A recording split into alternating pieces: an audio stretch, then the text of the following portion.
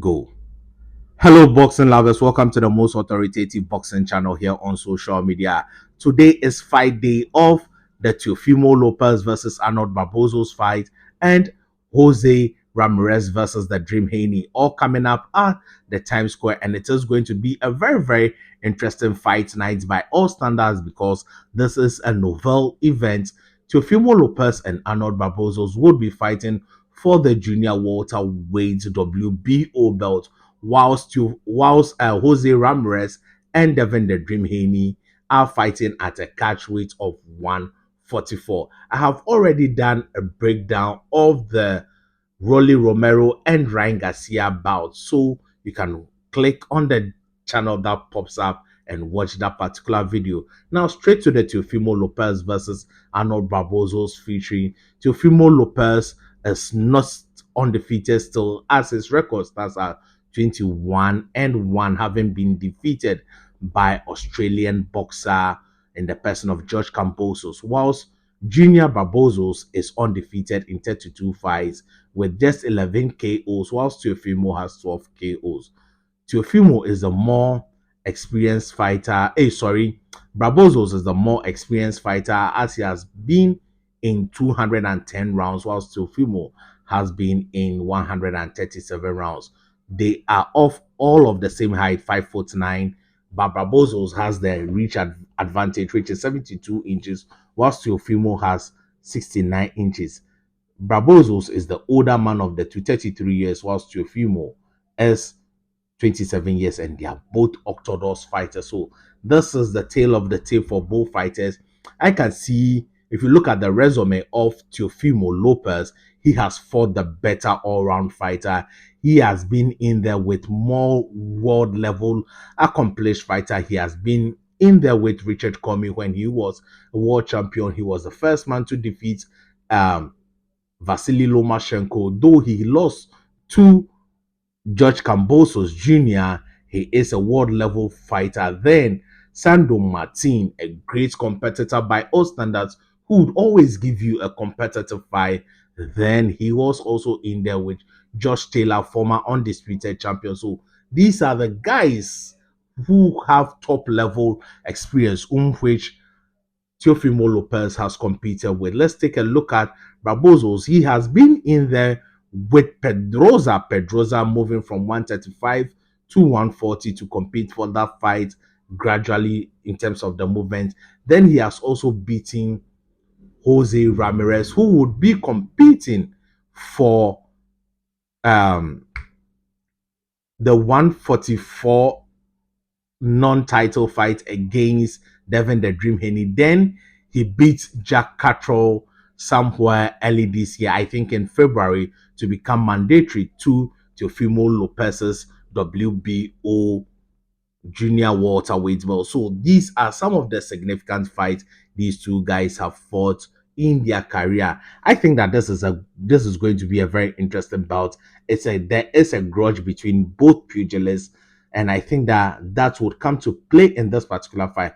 I think that Barboza has been in so many close fights. I think Teofimo Lopez is now a well accustomed junior welterweight. He has grown into the body just like Barboza, and I see Teofimo having the edge in this particular fight. I see his athleticism being a problem for Barboza in this particular fight. Yes, though Barboza is a very good fighter, he moves well, he has decent speed, he easily gets hit, and when Teofimo Lopez starts landing those bumps on him, I think that it would be a long night for him. And I don't see Teofimo Lopez stopping him, but I think that Teofimo Lopez will cruise to a unanimous decision after the 12 rounds of action, and now moving to the fight between Devin the Dream Haney and Carlos Ramirez. This is a very interesting one because Jose Ramirez has been competing ever since he started his career at the 140 division, being over 30 years, 32 years now, or 33 years now. I think that he has outgrown the weight, and the ideal weight he should have moved towards the welterweight, fully fledged welterweight at age 32, 33. Now, he is being still bottled down to 144. I think that would be still difficult for him, but I think he would make weight much comfortable than he did the other time. He has lost just two fights in his career, and who did he lose to?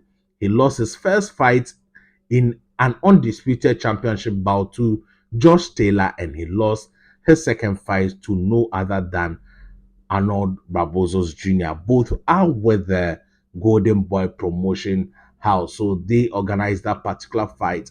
And one thing I'm seeing about him is that he is he would be straining himself in order to make the 144, which he made, but you could see that it had really drawn on his face.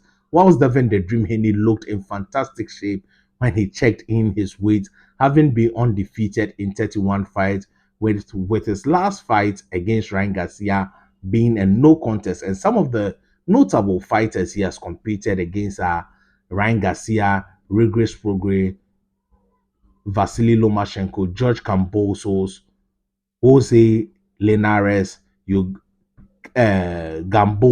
Gamboa are some of the notable names Devin the Dream Haney has competed with and has beaten every single one of them apart from Ryan Kane Garcia, which ended in a very, very controversial and disturbing manner. But all the same, that has been resolved. And if both Ryan and Devin are able to come out victorious in today's fight, that means that they would be facing each other later on in the year. I think that it is going to be an interesting final focusing on Jose Ramirez and Devin the Dream Haney. I think that this is a very good fight by all standard. Jose Ramirez is a very skillful boxer. A lot his skills goes very, very underestimated.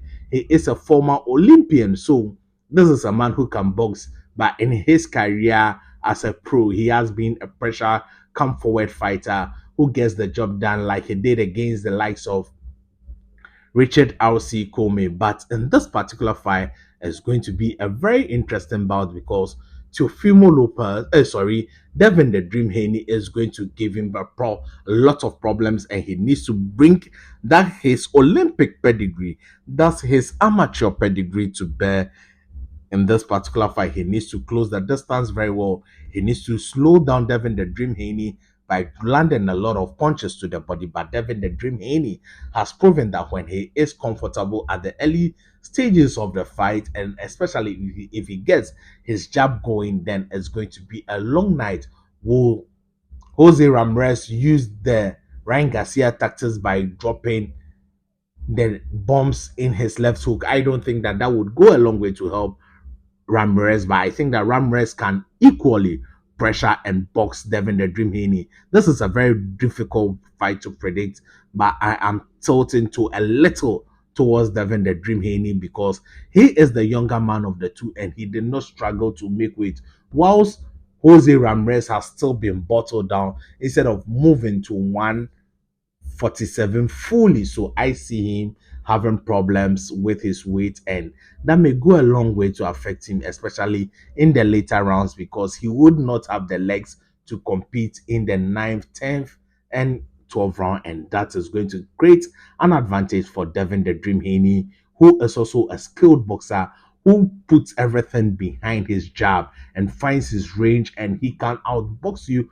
comfortably for 12 rounds. But Jose Ramirez, I think he would be aggressive in the earlier rounds, but Devin would find his way around it from the 10th round, and it would be a field day for him. But I wouldn't be surprised if Jose Ramirez is able to land some bombs and beat Devin the Dream Haney, because we all don't know how Devin the Dream status is, because though the fight has been made a no contest, the beating the two cannot be made no contest. It would have a toll on your body and you would need enough time to recover. 1 year is enough time. By meeting at a top level operator like Ramirez, I think that he can easily bring back those demons. So but Devin the Dream Haney is a tough individual because despite in the fight being dropped several times, he was able to finish the fight, and that is one thing a lot of people underestimate about Devin the Dream Haney. They see him as just a daddy's boy, but he has shown toughness in the ring. When the heat got hotter in the kitchen, Devin the Dream Haney stayed in it till the fight ended. Most boxers would have said would have quit against Rankin Garcia, but Devin the Dream Haney was true to his character by going all 12 rounds. But we don't know the level at which he is at because of the punishment he has taken. But all the same, Jose Ramirez is the right man to test the level at which Devin the Dream Haney is. I'm predicting also a 12 round decision for Devin the Dream Haney, but I think it would be a very, very close and competitive fight. I don't see Devin the Dream Haney winning this fight with more than 3 rounds difference, especially. I think that Devin the Dream Haney will take away the fight in the later rounds, that is 10, 11, 12, and make it his victory. Thank you for watching.